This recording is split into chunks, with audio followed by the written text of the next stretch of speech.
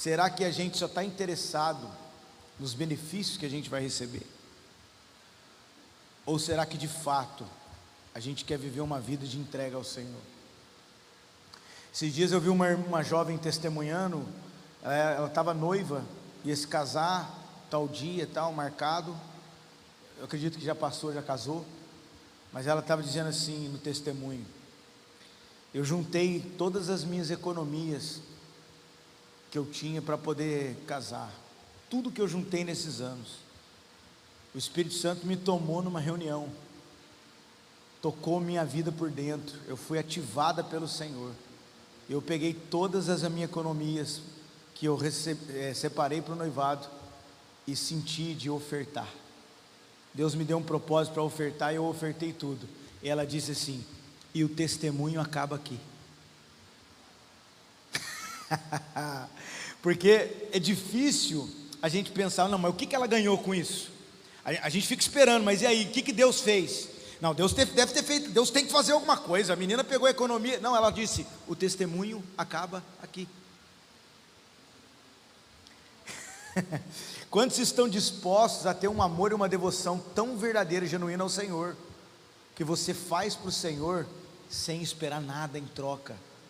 Um nível de amor pelo qual Ele fez por nós, nos amando sendo nós ainda pecadores. Pastor, você acredita que Deus abençoou essa menina e ela vai ter um testemunho forte para contar? Eu creio, porque a lei da colheita também é bíblica. Tudo que o homem planta, ele vai colher. Mas não teve necessidade para emocionar as pessoas ela ter que dizer que Deus fez alguma coisa. O que Deus quis comunicar naquela noite é: ainda existem pessoas que não estão presas nas coisas desse mundo, e se Deus pedir, eles entregam. Agora eu pergunto para você: se Deus pedir, você entrega? Eu vou dizer uma coisa que eu aprendi: se tem algo que você tem e Deus pede e você não dá, não é você que tem esse algo, é esse algo que tem você.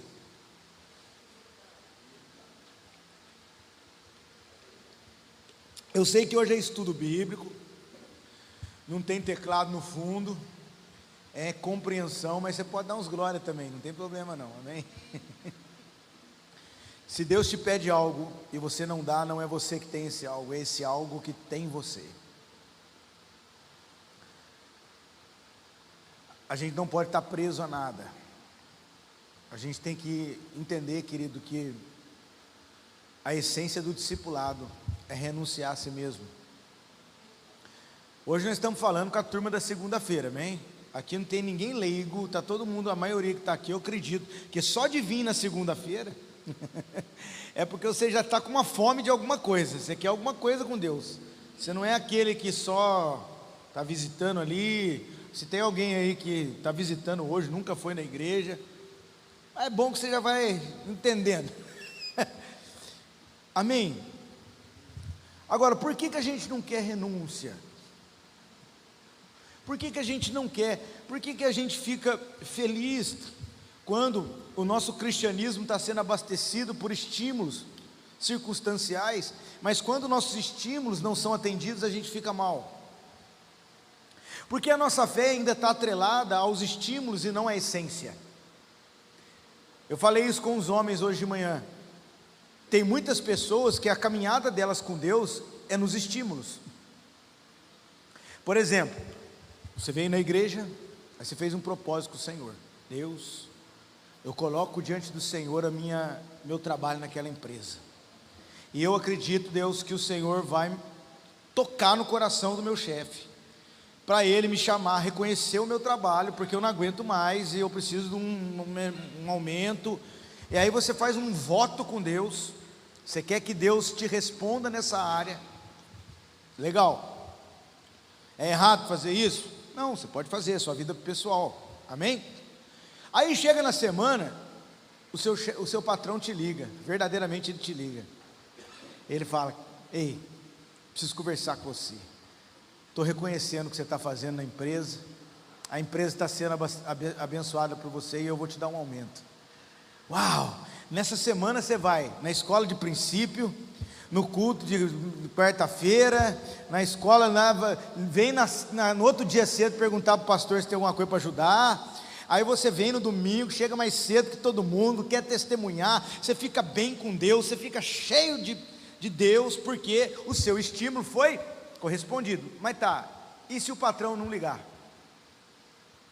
E se você continuar com o salarinho, e se além de não ligar, ele ainda arrumar uma confusão com você, briga com você naquela semana, te humilha na frente do outro funcionário? Aí tem muita gente que quando acontece isso, para punir Deus, não vem no culto domingo. Aí você fala, não acredito que tem gente que faz isso. Às vezes você já fez isso, nem percebeu. Ficou frustrado, porque o seu estímulo circunstancial não foi atendido, então você agora está chateado. Por quê? Preste atenção que isso é forte, porque você é escravo de estímulos. Seu cristianismo depende de estímulos circunstanciais. Agora, preste atenção, quem achou a essência, nunca mais se torna escravo de estímulo. Você quer um fundamento bíblico? Filipenses 4, do 11 ao 13, se tiver alguém lá que quiser colocar os versículos, pode pôr, senão nós vamos citando aqui, é bom ficar alguém na mesa pôr os versículos. Filipenses 4, 11, diz, Paulo fala, eu aprendi a viver bem em qualquer situação, olha lá, vamos ver aqui nessa versão para ficar igual, não digo por isso por necessidade, porque eu já aprendi a me contentar com o que tenho, eu sei estar abatido, e também sei estar em abundância, de toda maneira, de todas as coisas eu estou instruído, tanto em ter fartura, como também em ter fome, em algumas versões, escassez, amém? Aí ele fala, tanto em ter abundância, como em padecer necessidade. Aí ele encerra no 13 dizendo, eu posso todas as coisas naquele que me fortalece. Pode deixar o versículo aí. Veja bem que interessante, a gente gosta do verso 13, né? A gente gosta de pregar o 13, eu tudo posso naquele que me fortalece. Aí eu posso mesmo, eu sou o cara, eu vou vencer, eu sou o melhor, eu tudo posso, eu vou conseguir, eu vou conquistar, aí eu uso tudo posso. Só que aqui ele está dizendo que ele pode, inclusive, padecer necessidade por um tempo, se precisar, se a coisa ficar difícil. O que Paulo está dizendo aqui? No 13 ele achou a essência, ele achou Cristo, querido. Então o que ele diz nos outros dois? Não importa se está tudo bem ou tudo mal, não importa se tem abundância ou escassez, eu não sou escravo de estímulo, eu achei a essência, eu achei a chave, eu achei a Cristo. Então fala para o seu irmão, quem achou a essência já não é mais escravo de estímulo. Aleluia. Aí sabe o que você pode fazer? Você pode cantar aquela música assim, se Deus fizer, Ele é Deus, se não fizer, Ele é Deus, se a porta abrir, Ele é Deus, mas se fechar, e eu vou vir no culto domingo mesmo assim, com alegria no coração, porque a minha vida com Deus não depende dos estímulos circunstanciais. Se você ainda precisa de estímulos circunstanciais para continuar a sua caminhada, você ainda não entendeu que o maior estímulo é o próprio caminho, Cristo. A maior recompensa do cristianismo é o próprio Cristo. É pesado isso, mas tem muita gente. Um dia eu fui pregar numa igreja, eu fiz a pergunta para os irmãos, falei, irmãos, e se Deus não te der mais nada? Você vai ficar com esse carro para sempre, com esse salário para sempre, com essa casa para sempre, com esse marido para sempre, com esse filho para... É a sua medida, nunca mais você vai ganhar nada, você vai viver isso. E aí, você ainda tem ânimo para continuar adorando? Você ainda vai estar aqui rasgando o coração no domingão, chorando lágrimas e dizendo, o Senhor é bom e a tua misericórdia dura para sempre? Ou você vai procurar um outro Deus? Porque quem trabalha para Deus por dinheiro, trabalhará para o Satanás se ele oferecer um salário maior?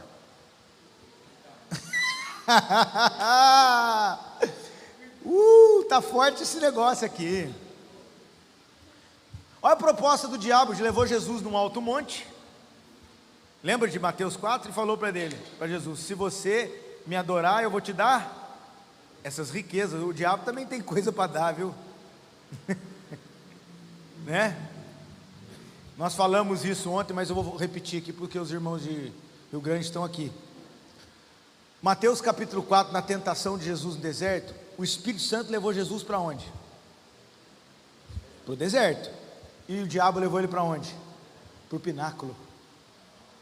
Guarde isso. O Espírito Santo leva Jesus para o deserto e o diabo leva Jesus no pináculo. Deserto é lugar de quê? De escassez, de tratamento, de transformação. E o pináculo? Destaque. E o pináculo? Riquezas. E o pináculo? Uau!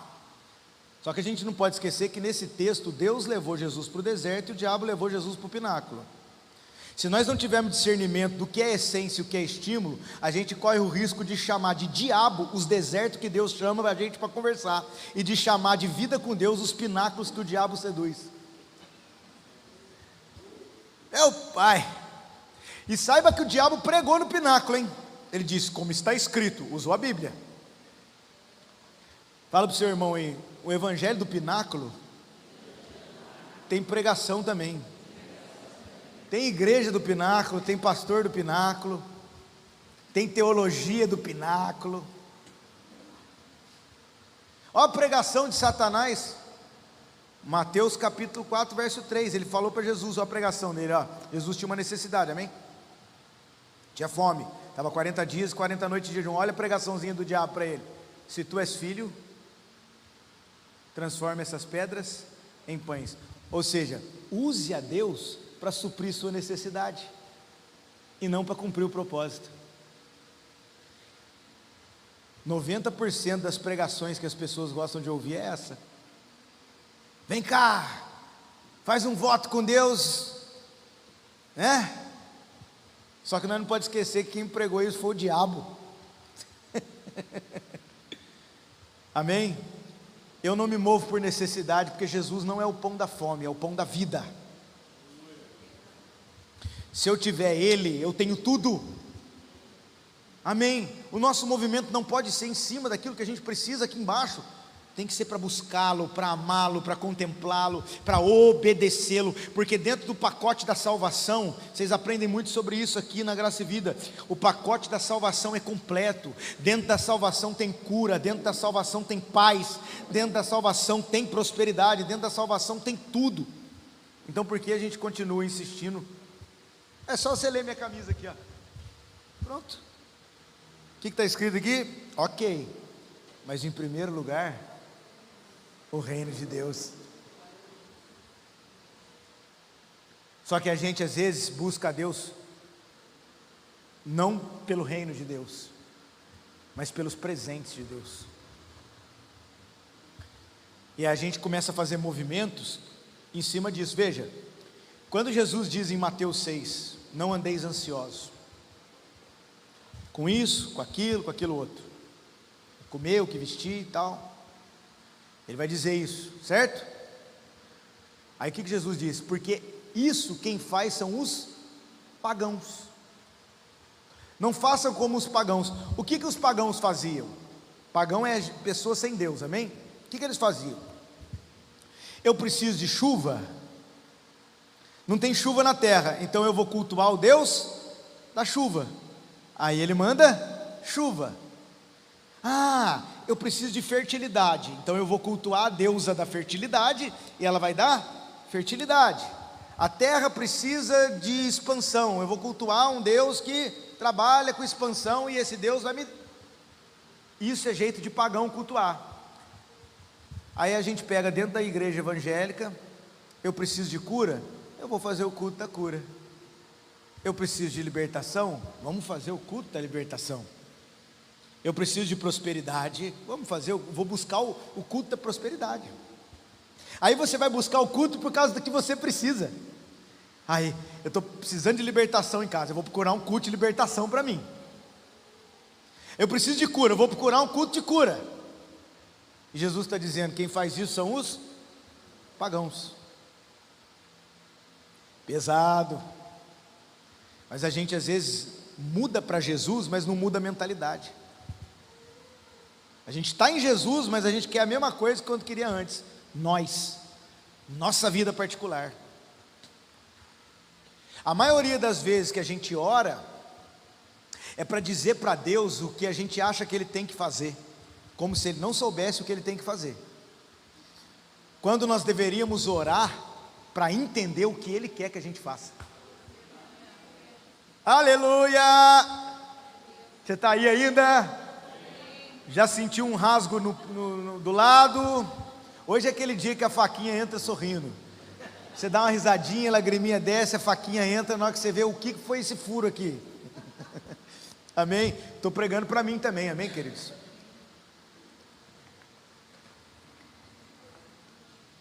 A gente vai orar para Deus corrigir os erros da construção, quando deveríamos orar para Ele dar a planta da construção para nós. A gente precisa mudar essa prática, amém? A gente precisa andar por propósito e não por necessidade. A gente precisa andar por propósito e não por desejos pessoais.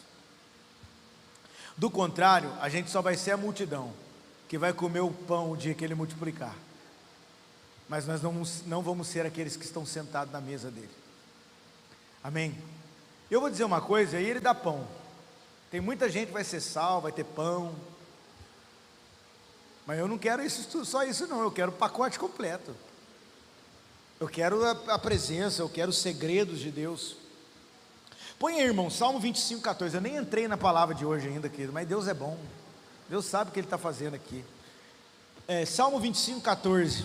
Olha aí, ó. O segredo do Senhor é com aqueles que o temem, e eles mostrará a sua aliança. Esse salmo nos ensina que Deus tem segredos. Tem ou não tem? Fala para o seu irmão aí, Deus tem segredo.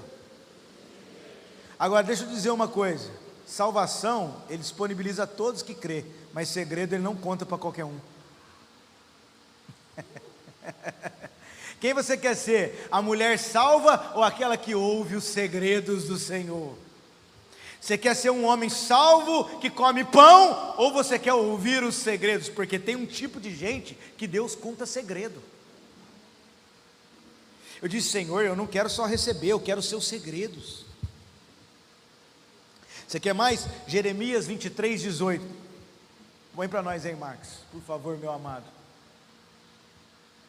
Porque quem esteve no conselho do Senhor, olha o que Jeremias está dizendo.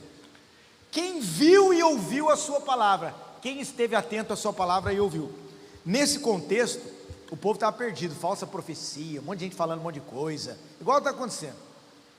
Quando veio a pandemia, tudo incerto. Aí Jeremias olha o cenário e fala, mas quem entrou no conselho do Senhor? Quando você olha essa palavra aqui, você pensa no que, Deus dá um conselho para nós. Não, aqui ele está falando de uma reunião de conselho. Eu não sei como é que eles usam o termo aqui no sul, mas deve ser igual. Quando um presidente de uma empresa vai tomar uma decisão, ele reúne o seu conselho, é ou não é? Todo líder tem um conselho. E Jeremias está dizendo, quem é? Vocês estão falando um monte de profecia, está falando tudo, mas quem que entrou no conselho? Quem estava na reunião onde Deus estava comunicando seus sentimentos? Quem foi que está vendo e ouvindo o coração de Deus nesse tempo? Aleluia! Quando eu li esse versículo, o Senhor me tomou como uma brasa viva por dentro. Eu disse, Senhor, não me deixa fora dessa reunião. Deus vai fazer coisas em Pelotas, Rio Grande do Sul, Brasil e nações, e Ele vai tomar decisões sobre a terra, e antes de ser executadas as decisões, Ele vai reunir o conselho dEle, e vai dizer o que Ele vai fazer, e você vai estar onde? Assistindo na próxima maratona da Netflix, tenho certeza, não é brincadeira, eu não vai estar não, não é pecado assistir Netflix, amém? Mas assista depois da reunião do conselho. Não perca a reunião do conselho, amém? Nós temos que estar atentos, Querido, Deus fala, Ele está fazendo coisa nas nações, e às vezes a gente nem sabe por que a gente está fazendo. Eu fui pregar na Graça e Vida lá de Bilbao, na Espanha. Eu tive lá na Europa uma missão em alguns lugares, e dos lugares que eu fui, não tinha como, filho, eu vou lá, não vou na Graça e Vida, é ruim, hein? Eu falei, Luiz, conversa lá, já estou chegando aí, estou chegando. Ele, não, claro, vamos embora. E amei a Graça e Vida, cara, lá de Bilbao, mesma essência. A minha esposa, quando entrou lá, falou assim, nossa amor, parece que nós estamos em Pelotas, você vê que eles estão carregando a essência. É muito importante, quando Deus te planta num propósito, você carregar a essência genuína daquele propósito, daquilo que Deus está semeando, né? E aí eu estava pregando lá, e eu percebi que lá tem um monte de latinos, amém? Tem venezuelanos, colombianos, eu não lembro as nações lá, mas Chile, Argentina, todas essas nações latinas, porque muitos latinos que vão para a Espanha, e naquela região, né, muitos são cristãos também, e aí se enquadram numa igreja, e a Graça e Vida lá tem essa identidade. E aí, quando fui falar com eles, eu conversei sobre uma profecia que foi liberada a respeito da Europa.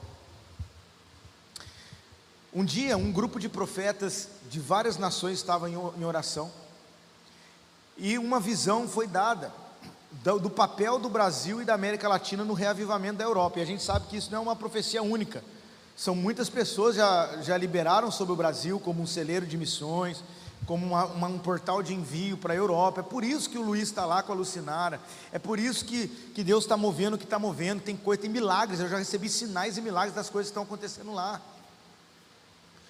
coisas que Deus está operando. Só que nessa profecia, a visão que foi dada, era um mapa mundi em cima da mesa, e no mapa mundi, o Brasil era uma chama de fogo, e os países latinos pegavam fogo junto com o Brasil, e aí flechas de fogo no mapa saíam do Brasil e dos países latinos, e caíam na Europa, e começavam a incendiar os países da Europa. Quando eu falei essa palavra com eles, uma atmosfera pairou no lugar, e eu disse, talvez você não sabia por que você está aqui, talvez você acha que você veio para cá para melhorar a sua vida, porque o seu país não está numa situação boa, mas quem sabe você não é resposta dessa profecia, e você não é uma dessas flechas que o próprio Deus já preparou para vir para cá. Naquele dia, muitas pessoas mudaram a consciência pelo qual estão lá, ao invés de estar lá para melhorar de vida, estão lá porque são resposta de uma vontade de Deus, e elas vão melhorar de vida, mas vão se esforçar para ouvir a Deus e se submeter a Deus naquele lugar, amém? Está na hora da gente compreender a vontade do Senhor, glória a Deus, e não mais se mover por nós. Abra sua Bíblia comigo em Efésios, esse a gente abre, depois o resto a gente põe ali, só para a gente ter um norte aqui. Efésios capítulo 5, Você vai suportar o calor aí até o final? Vamos embora? Estamos juntos? Amém?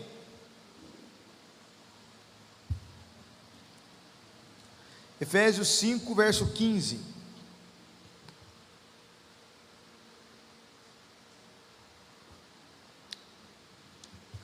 Vou ver nessa versão aqui. Diz assim: portanto, vede prudentemente como vocês estão andando, como andais, não como necios, mas como sábios. O que mais? Remindo o tempo, porquanto os dias são maus. Por isso não sejais insensatos, mas entendei qual seja a vontade do Senhor. Até o 17. Esse é o texto que nós vamos usar para iniciar aqui. A palavra é a seguinte: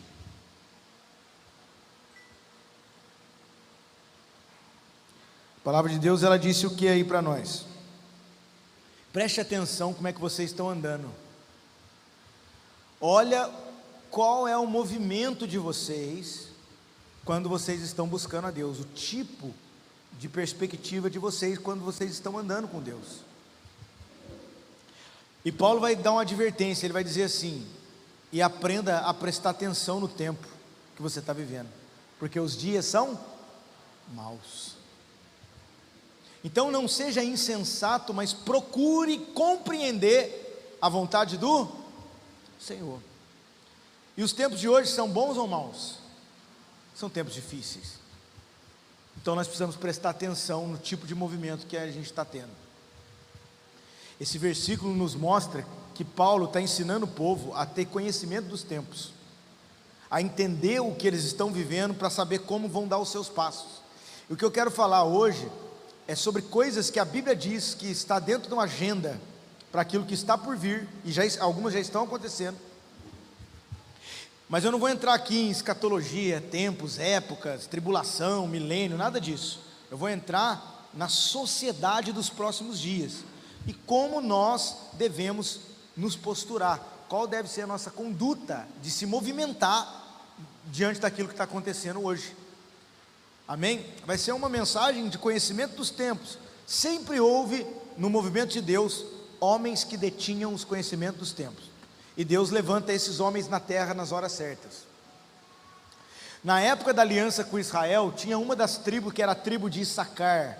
A Bíblia diz que eles detinham o conhecimento dos tempos, então eles eram um prumo na movimentação de Deus.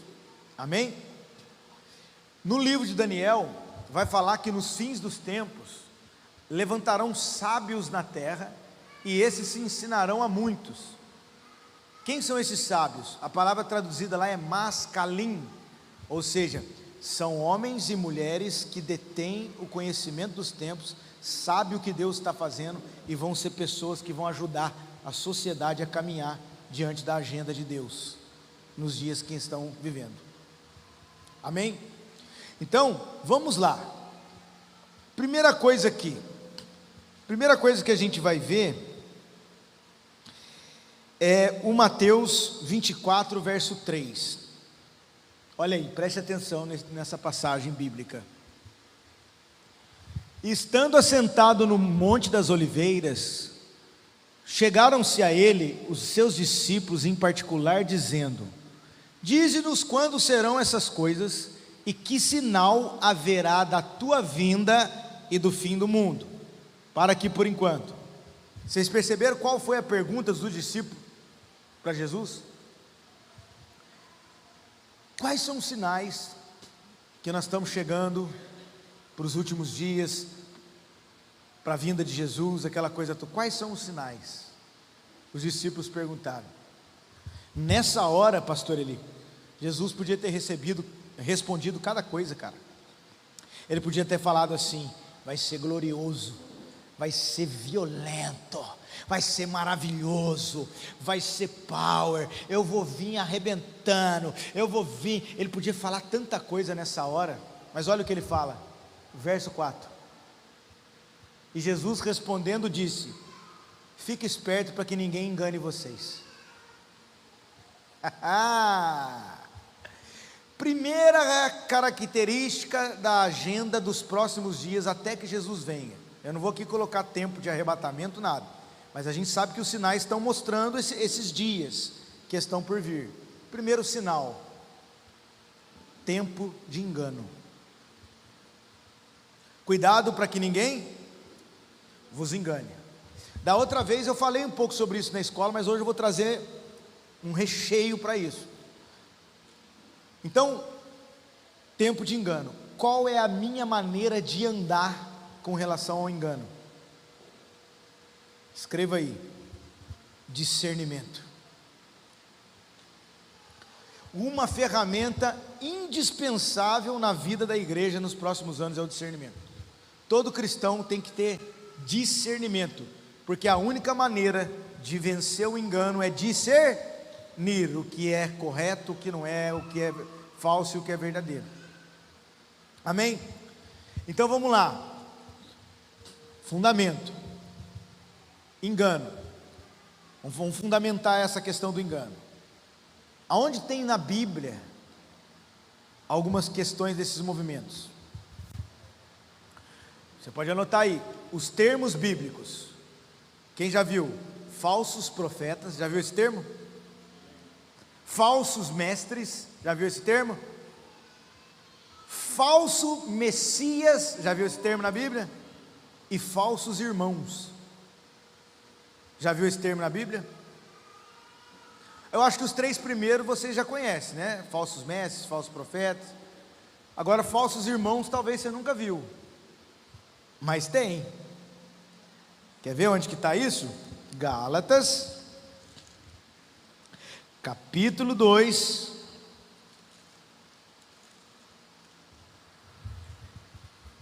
deixa eu ver o versículo, se eu vou achar aqui. Verso 4, coloca aí, irmão, para os irmãos lerem. Gálatas 2:4, olha aí, ó. E isso por causa dos falsos irmãos, que se intrometeram e secretamente entraram a espiar a nossa liberdade, que temos em Cristo Jesus, para nos colocarem em servidão. Fala para o seu irmão aí, dentro da igreja tem falsos irmãos. Essa é a hora que a galera fica procurando. Quem será? Será que tem aí? Não? Ai, meu Pai da glória. Mas vamos lá. Se existem falsos profetas, então existem falsas profecias. Preste atenção nisso, que isso é poderoso para os próximos anos. Amém? Cara, essa comunidade aqui está sendo equipada para os próximos anos. Isso é maravilhoso. Se tem falso profeta, tem falsas profecias. Se tem falsos mestres, tem falsos ensinos.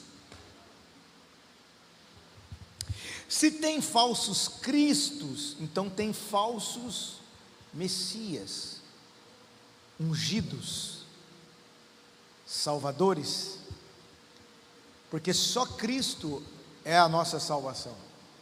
Quando a gente fala de falso Cristo, a gente pensa no que? É o Henri Cristo, que fala, eu sou o Cristo, meu Pai, as Henricrete do lado dele.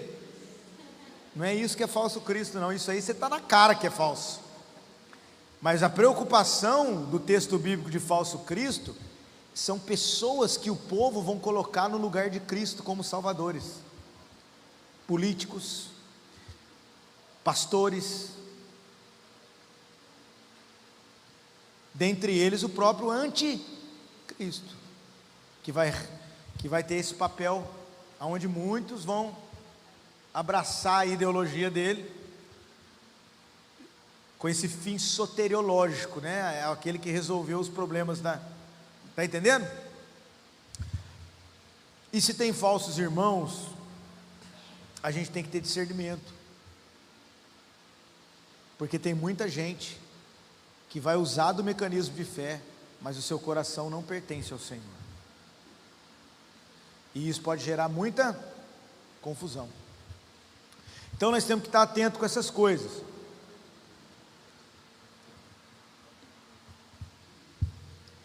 Aonde que está vindo o engano nesse tempo? O primeiro engano que está vindo nesse tempo é que as mentiras estão tão bem elaboradas, o design da mentira é tão bem organizado, tão bonito, as mentiras estão tão fantasiadas hoje, que quem é verdadeiro parece arrogante. As mentiras são tão bem ensaiadas e glamourosas, que quem é original parece cafona. Aqui tem esse termo cafona.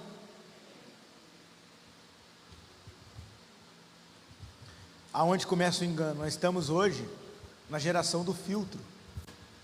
Tudo tem um filtro. A ilusão da mídia social. Que casamento maravilhoso dessa irmã, e eu aqui sofrendo com esse Homer Simpson. Mas irmã, né? Alguma irmã diz, né? Vai lá. Esse Homer Simpson que está do seu lado, às vezes ele é complicado, mas ele não agride você. Às vezes ele te ama de verdade. E às vezes esse que saiu no Instagram com a esposa, bonitão, arrumadão, às vezes humilha ela no quarto, às vezes bate nela, ela tem marcas do corpo, mas na foto, é o tempo do filtro, é o tempo do fake. Quem já está vendo isso acontecer hoje? Fake news. Na minha época de menino, eu ainda estou jovem, mas você vai chegando nos 40, você já vai deixando de ser menino, né? Na minha época, não existia fake news. A única fake news da minha época era minha mãe, com o tamanco nas costas, escondido atrás da porta, dizendo: abre, filho, nós só vamos conversar. Essa era a fake news da minha época, dos irmãos também aí, né? Quem testifica, né? Antigamente, Jonathan, Deus não era falado pelas pessoas como invenção, como, eu sei que existe coisas antigas também, mas não era tão notório, porque hoje tem rede social. Antigamente, os jornais, os noticiários davam notícias, hoje eles dão opiniões. Hoje eles transferem ideologias. Então nós temos que ter discernimento. Guarde essa frase: nos tempos de engano, discernimento vale ouro. Amém? Primeira coisa que nós como igreja vamos ter que se preparar: vida de discernimento. Agora, vamos para a Bíblia. Tem discernimento que você consegue por dom. 1 Coríntios 12, o Espírito Santo pode te dar o dom de discernimento de espírito. Aí você pensa: então eu só vou saber discernir se o Espírito Santo me der um dom. Não, porque a Bíblia também nos traz um outro tipo de discernimento, aquele que você exercita. Aonde está isso? Hebreus capítulo 5, os 2 últimos versículos, se eu não me engano é 13 e 14, olha aí, olha que louco isso, ó. Porque qualquer que ainda se alimenta de leite, não está experimentado na palavra da justiça, porque é menino, mas o mantimento, o alimento sólido, que é isso? A palavra do reino, o alimento sólido, é para quem? É para os aperfeiçoados, em algumas versões, perfeitos, aperfeiçoados, os quais, em razão do costume, têm os seus sentidos exercitados para discernir tanto o bem quanto o mal. Então quem é o povo que Deus vai levantar na terra para discernir o engano dos próximos anos? A igreja do reino de Deus, a igreja que tem palavra sólida, a igreja que não só dá o leite da necessidade das crianças espirituais, mas a igreja que prega a vida com Deus, a salvação completa, a glória de Deus, o reino de Deus, o arrependimento, o evangelho genuíno. Quem não viver a mensagem completa não vai ter jamais discernimento para lidar com as coisas. Aqui está falando de uma espécie de academia de discernimento, exercitar o discernimento. Então você vindo, sabe o que você está fazendo hoje aqui? Você está na academia, e essa você está em 2 academias ao mesmo tempo, a do calor que você está suando, perdendo já umas calorias, e ao mesmo tempo você está malhando o discernimento. Por que você está malhando o discernimento? Porque é a palavra sólida que você está recebendo. Eu vou em igrejas no Brasil, fora também, mas no Brasil acontece também isso. Tem pessoas que não suportam 45 minutos numa palavra como essa aqui.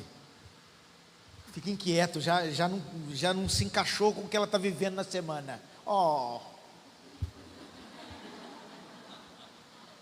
Não, isso não se encaixa com o que eu estou passando. Até a gente tem que entender que igreja local não é um coletivo de eus, é uma comunidade de nós. Porque a maioria das pessoas vem para um lugar como esse querendo saber o que Deus tem para ela, mas tem gente que entrou no nós. Já não se trata mais só do que você quer, você faz parte de um time, você faz parte de uma família, amém? E você não pode fazer, se você faz parte de um time, as suas insatisfações, a sua não compreensão, a sua não obediência, porque você quer viver uma vida particular sua e não se submete a uma vida coletiva, você deixa o time desfalcado. Muitas das vezes o time entra em campo faltando um. E sabe o que é o pior? Se você não tomar decisões rápidas de ajustar o seu coração, o time vai contratar outro. E quem contrata é Deus, amém? É Deus que coloca no time dele quem Ele quer. Amém? Vestiu a camisa, compromisso. Está aí uma palavra difícil para a geração que está por vir: comprometimento. Você quer ver onde age o engano? Primeira coisa que eu quero falar para você aqui, eu quero falar alguns ismos desses dias. O primeiro, pluralismo. Já ouviu essa palavra? Pluralismo. A pós-modernidade, ela trouxe uma espécie de pluralismo para a sociedade, e isso já afetou a igreja. O que é o pluralismo? Muita opção, plural, muita informação. Hoje você ouve o seu pastor, e você ouve mais 300 pastores. Você ouve o seu irmão, e não é problema, tem muita gente que é justa na internet, que é íntegra. Mas o problema é quando você deixa que essa natureza pluralista impeça você de criar raízes. Aí você senta no seu sofá, que é mais confortável, e procura um pastor famoso na internet e fala: eu sou mentoreado pelo fulano de tal. Deixa eu te dizer uma coisa: mentoria à distância não substitui o pastoreio de alguém que conhece você e de alguém que você conhece. Mas o pluralismo está roubando isso. Aí a gente come tudo, pega tudo, igual eu falei aqui ontem, né? Mistura tudo quanto é tipo de comida. E sabe o que esse movimento está fazendo dentro da igreja? Está gerando um tipo de gente que anda com todo mundo, mas não é um com ninguém. Sabe sobre tudo, mas não é profundo em nada. Aleluia. Pastor, aonde eu encontro o equilíbrio? Na parábola que Jesus conta do filho pródigo. Tá bom, me explica como. O filho pródigo mais novo, ele pegou a herança e foi embora antes, voou. O mais velho ficou em casa e reclamou quando o mais novo voltou, pediu perdão, e o pai perdoou ele e fez uma festa. O que eu aprendo com isso, nessa palavra que eu estou dando aqui agora? O filho mais novo tinha asas, mas não tinha raízes. Ele voou, quis fazer do jeito dele, do tempo dele. A herança era dele, ele tinha conhecimento da herança.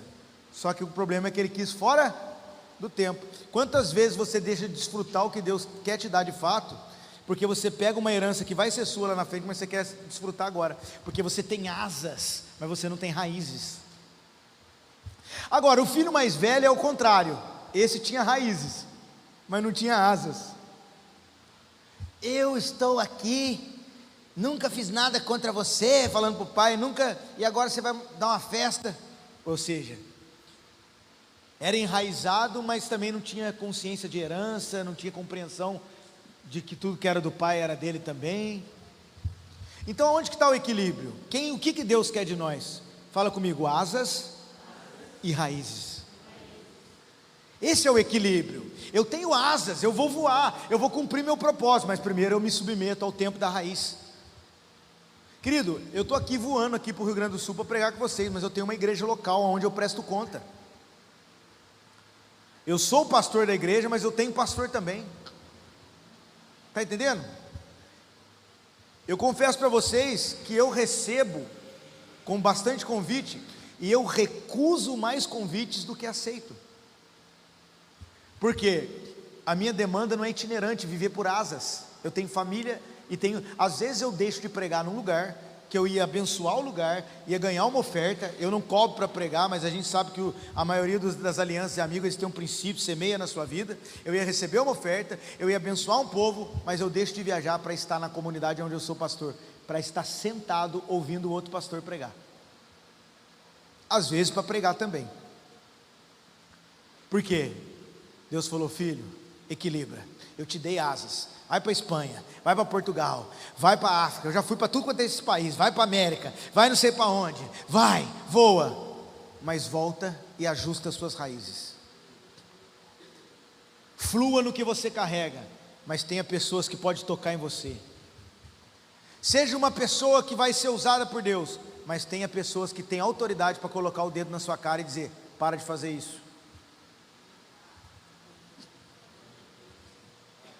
Agora, se você só quiser asa, cara, você vai voar, você está livre, olha, eu sou livre. Só que daqui a pouco você vai estar cantando aquela música assim: desculpa, mas eu vou entrar agora.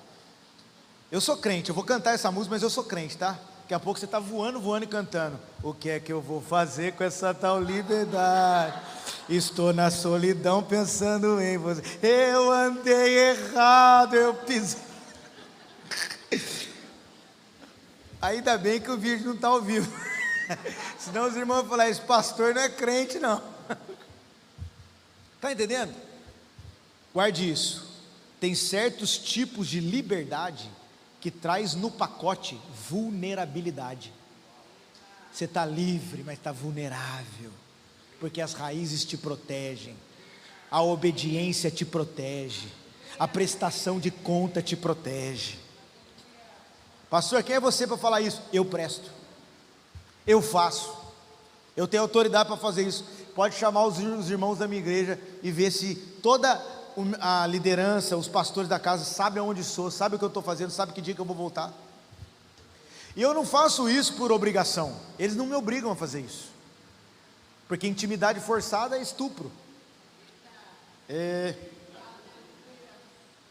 Mas eu faço isso por amor, porque eu tenho zelo pela igreja local, e não precisa ninguém me forçar para que eu tenha que fazer isso, tem que ser saudável. Muitas vezes os outros têm que te forçar, porque você não consegue fazer nada voluntário, você só consegue fazer forçado. Parece mulher de bandido, gosta de apanhar. Oh, meu Pai da glória, só funciona nos tapas, aí tem que forçar você. Não, vai voluntário, amém? Eu estou vendo alguém sair daqui nessa noite com 2 azonas de anjo e um pé cheio de raiz, aleluia.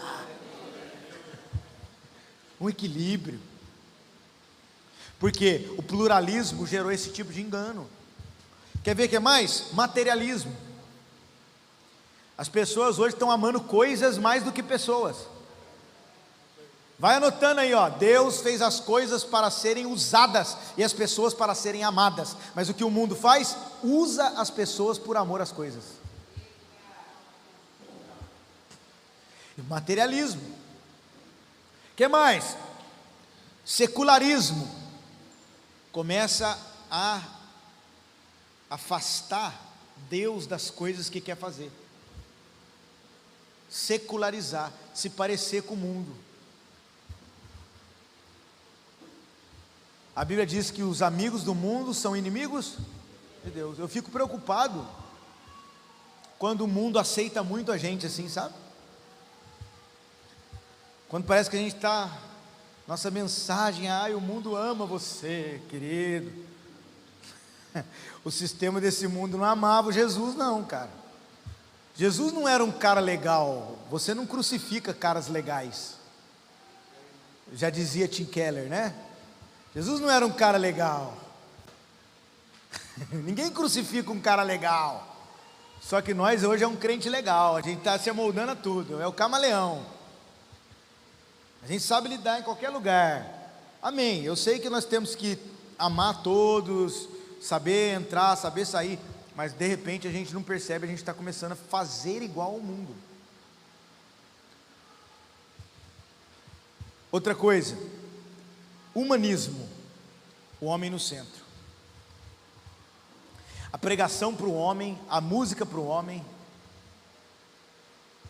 Um dia, eu estou pregando um congresso, aí tinha uma irmã cantando uma canção que só exaltava Deus. É maravilhoso, é tremendo, Tu és lindo, o Senhor é único, Sabe o que as pessoas estavam fazendo? Mexendo no celular, levantando para beber água toda hora, conversando, nada no ambiente. De repente, está com a oportunidade, a irmã fulana aqui, uma outra irmã pegou o microfone e começou a cantar uma canção que eu não lembro qual, mas era tipo assim: você está sofrendo muito, são muitas angústias no seu coração, mas Deus vai te levantar, vai te dar vitória, e todos vão ver que Ele é grande na sua vida. E todo mundo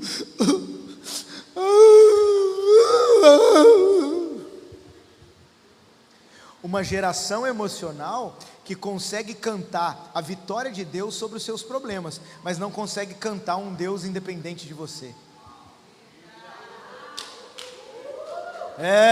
Aleluia.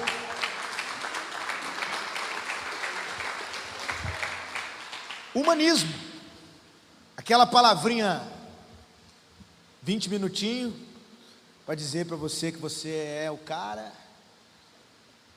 Você é. Aí você sai do culto, que alívio, tomou analgésico no domingo, saiu aliviado. Aí chega na segunda-feira, dá tapa na cara da esposa, faz dívida, não paga, não muda nada. Querido, o Evangelho de Cristo não é analgésico, é antibiótico. Ele não só alivia a dor, ele destrói a infecção, ele muda a sua natureza, ele transforma a sua vida. Mas a gente quer o analgésico. Por que as pessoas hoje, as megas igrejas, elas precisam fazer cada vez cultos mais emotivos e sensoriais? O culto tem que ser um espetáculo no domingo, porque se não for um espetáculo, a galera vai procurar uma outra igreja com mais espetáculo, porque isso é uma espécie de entorpecimento, sabia?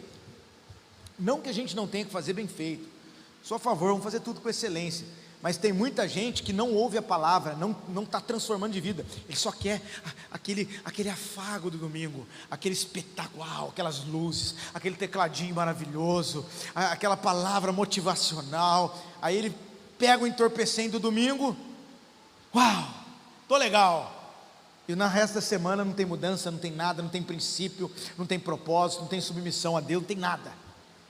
Aí quando vai chegando no sexta, no sábado, vai dando tremedeira, é igual o drogado. Nossa, eu tenho que ir no culto amanhã, porque, poxa, olha que semana pesada que eu tive, olha o que fizeram comigo, olha que coisa louca que eu estou vivendo. Aí ele vai para o domingo e aí tem que ter a palavra que ele gosta, aquela coisa. Aí ele vai comprar o entorpecente. Sabe qual é o problema? Que esse movimento já formou um monte de traficante. E tem muita igreja que está vivendo da necessidade das pessoas, lambendo ferida dos outros, para receber uma arrecadação maior, enquanto Deus está se movendo em homens escondidos e escolhidos, que têm uma extrema obediência ao Senhor. E mais uma coisa desse tempo que nós precisamos prestar atenção: futilidade. A comida desses dias é salgadinho de isopor. Tem qualquer hora, você compra, mas não mata a fome e deixa você passando mal. Comida fútil. Entra, o que faz sucesso? Videozinho de 15 segundos, a dançadinha, um negocinho. Então isso está eliminando as pessoas de buscar profundidade, de se exercitar em coisas. Você faz um post profundo, engajamento zero. Você faz um post, Deus vai matar seu vizinho porque te ama, é pronto. Nem tanto, né? Nem tanto, eu acho que foi muito longe demais agora. Mas Deus vai te dar vitória sobre esse problema que você está vivendo. Nossa, 1000 curtidas.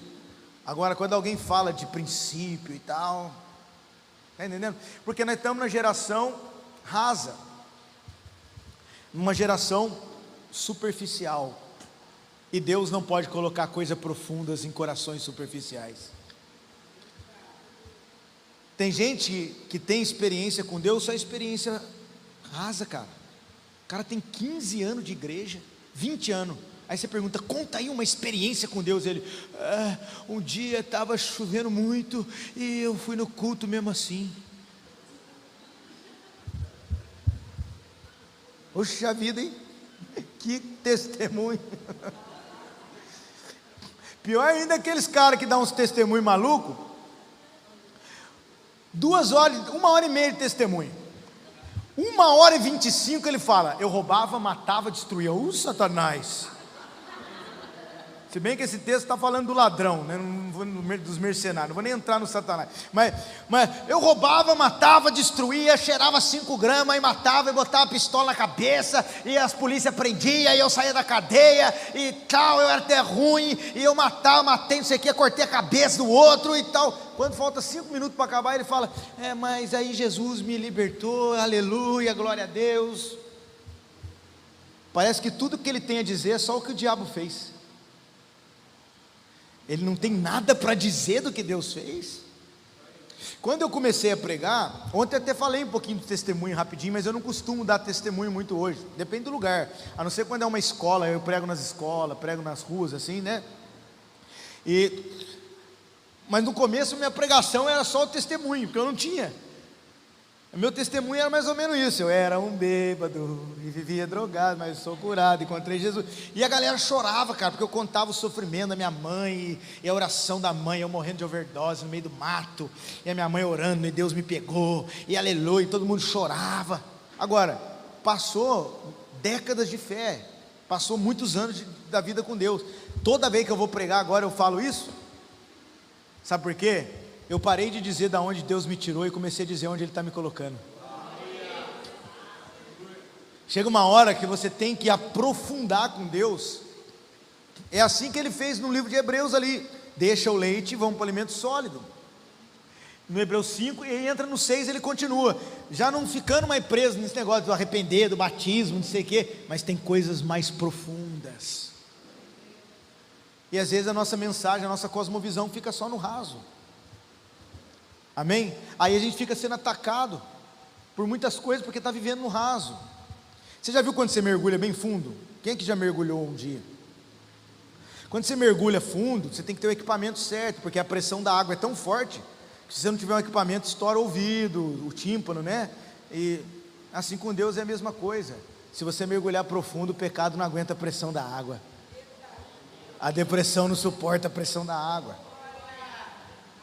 Amém? A gente precisa aprofundar com Deus, mas o materialismo, o secularismo, essa vida rasa, esse salgadinho de isopor, essa comidinha, palavrinha do ego, rapidinho, só para dar um afago, isso aí está roubando das pessoas a profundidade. Amém? Mas eu quero liberar sobre essa comunidade. Graça e Vida é um lugar de profundidade. Você quer que eu fale para vocês o que vai acontecer? Guarde isso. Luiz Henrique, se você estiver ouvindo, guarde isso. A profundidade atrai os curiosos, desperta os íntimos e irrita os religiosos. Aleluia!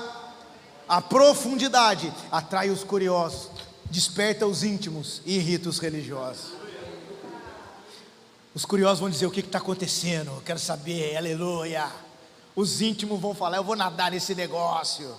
E os religiosos: igreja de parede preta.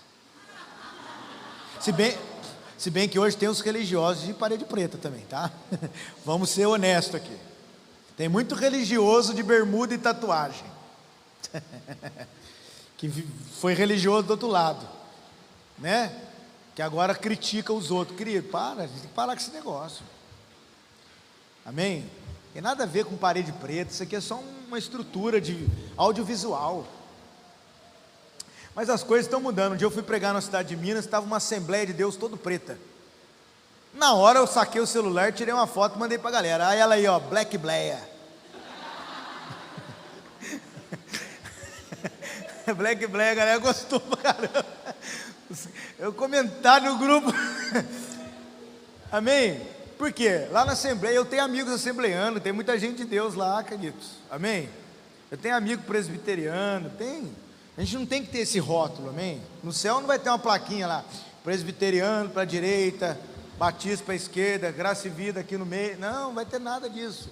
Lá está escrito: vinde benditos de meu Pai, os filhos. Amém? Então, ó, agora eu preciso da sua atenção para você anotar isso. Olha que loucura, anote isso. Materialismo, amar as coisas, materialismo. Tirar Deus das coisas, secularismo. E se colocar como o Senhor das coisas, humanismo. Eu vou repetir: amar as coisas, materialismo. Tirar Deus das coisas, não, Deus é para lá e essas coisas é para cá, secularismo. E agora você se torna o Senhor das coisas, humanismo. Esse é o caminho que a sociedade está fazendo. Primeiro ela começa a amar mais as coisas do que a Deus, depois ela começa a tirar Deus das coisas. Não, meu culto com Deus é lá na Graça e Vida. Aqui, como é que é aquela? Hoje eu estou bem dinâmico, hein? 99% anjo e 1% malvadão. Aqui, lá eu sou anjo, mas eu tenho um malvadão aqui escondido. Não existe. Você tirar Deus de uma área da sua vida. Deus tem que governar tudo, não tem nenhuma área da sua vida que é sua. Aleluia! Olha o que Mateus 10:39 diz: aquele que achar a sua vida irá perdê-la, mas aquele que perder a sua vida por amor a Ele, esse irá achá-la. Essa é a hora que Jesus entra no culto com um 38, uma 45 na mão e fala para você: perdeu o playboy, sua vida é minha. Amém? Mas a gente ainda vem no culto para achar a vida, a gente quer achar alguma coisa. Então o secularismo é isso, é eu tirar Deus de uma área da minha vida. Aí eu começo a ter o dualismo. E o humanismo é eu me colocar no centro. Aí é terrível, cara. Deus não quer abençoar. Deus não quer abençoar a sua velha natureza. Jesus não é funileiro, querido, que você vem com a lata velha para a igreja e Ele vai dar um tapinha na lata e melhorar a sua vida velha. Jesus não quer melhorar a sua vida velha, Ele quer fazer de você um novo você. Amém? Jesus não quer melhorar a vida velha, Ele quer destruir a vida velha e uma nova natureza a partir dEle, porque dEle, por Ele, para Ele, vai nascer em você. Amém? E às vezes a gente tem um monte de sonho em particular que não tem a ver com o propósito de Deus. Eu conheço um pastor que ele escreveu um livro bem interessante: O Deus que Destrói Sonhos. Aí você fala: eu não vou ler esse livro. É claro, esse é um livro que não era para ser vendido, no sentido de as pessoas não querem comprar, mas eu entendo o que ele quis dizer. Ele quis dizer que a vida com Deus muitas vezes vai destruir os nossos sonhos particulares, para que a gente viva o sonho de Deus, a vontade de Deus, o desejo de Deus. A gente ainda tem um monte de castelinho de areia montado, planinho pessoal. E às vezes Deus usa uma pessoa, usa alguém para destruir. Pensa bem dentro de você, se você tem muito plano pessoal, que não está fazendo parte de um todo, que não está fazendo parte de um propósito, pensa bem nisso, se isso é de Deus para a sua vida. Às vezes Deus está querendo te corrigir. Uma vez, eu vi uma ilustração sobre isso interessante. O cara estava pintando, no alto do andaime, ele estava pintando o quadrinho dele lá no alto, lá, todo fascinado com o quadrinho. Ó, que lindo que eu estou pintando, hein? Ó. E foi andando para trás assim para olhar o quadrinho. Opa, ele não estava vendo, ele ia cair do andaime.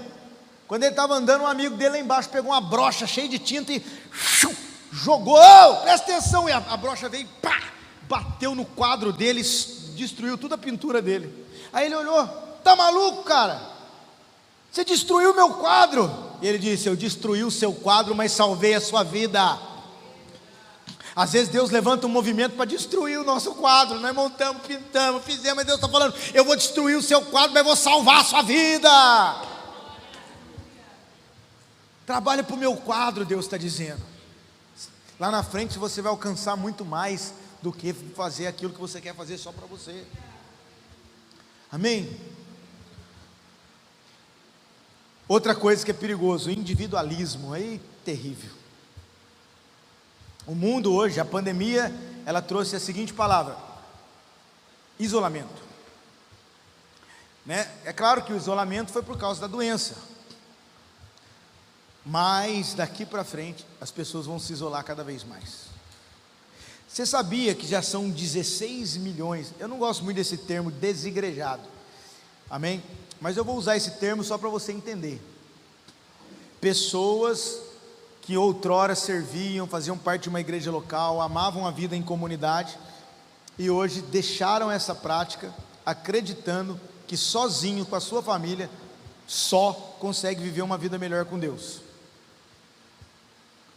É muita gente, só que muitos estão voltando agora, porque passou uns anos, essas pessoas começaram a ter o casamento afetado, os filhos estão crescendo longe da igreja, não tem a convivência com crianças, ensino bíblico, local, e estão começando a ver o prejuízo desse movimento. Eu sei que nós podemos servir a Deus em família, que Deus não está se movendo só aqui dentro do templo, o templo não é a igreja do Senhor, a igreja do Senhor é a igreja orgânica que está na terra, mas ainda assim, a igreja local é um presente para o plano de Deus e é um princípio da palavra de Deus. Hebreus 10, 25, não deixai-vos de congregar. Congregar é reunião com outras famílias.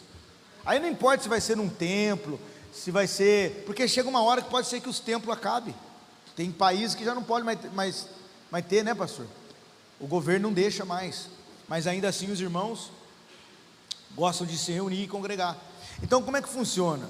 Hoje, por que a gente está aqui no templo? Como é que era o movimento da igreja primitiva?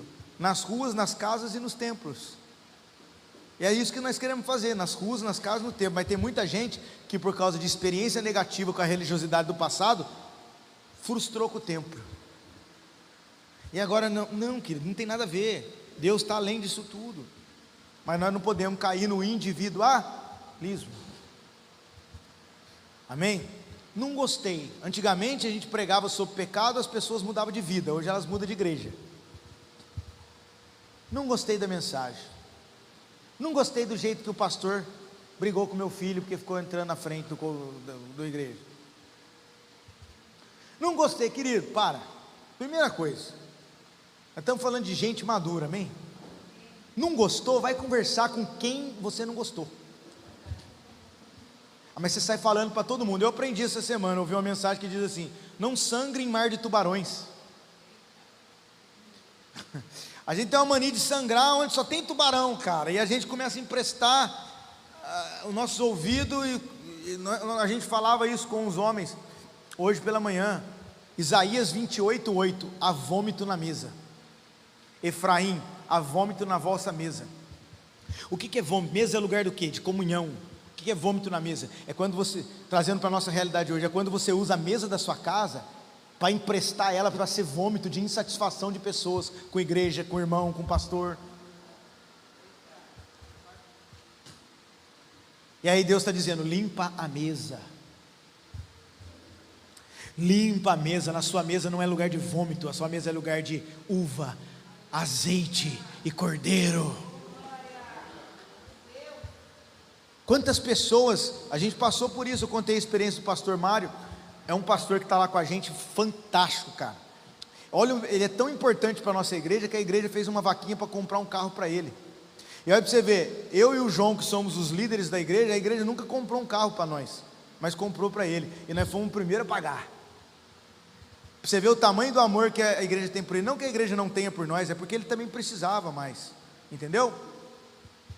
Mas para você ver como que ele é importante para a igreja. Nós consagramos ele, agora nós vamos enviar ele daqui a 3 anos para o Nordeste, para uma missão que vai ligar com a Europa. Está entendendo? Só que no começo da comunidade, pessoas entraram na casa dele para falar mal de nós, os pastores. E ele começou a emprestar a mesa dele, começou a abraçar aquelas insatisfações. Um dia do nada, eu nem sabia o que estava acontecendo. Ele ligou para mim, ligou para os outros pastores, cada um no particular, falou: vem aqui em casa, Fabrício.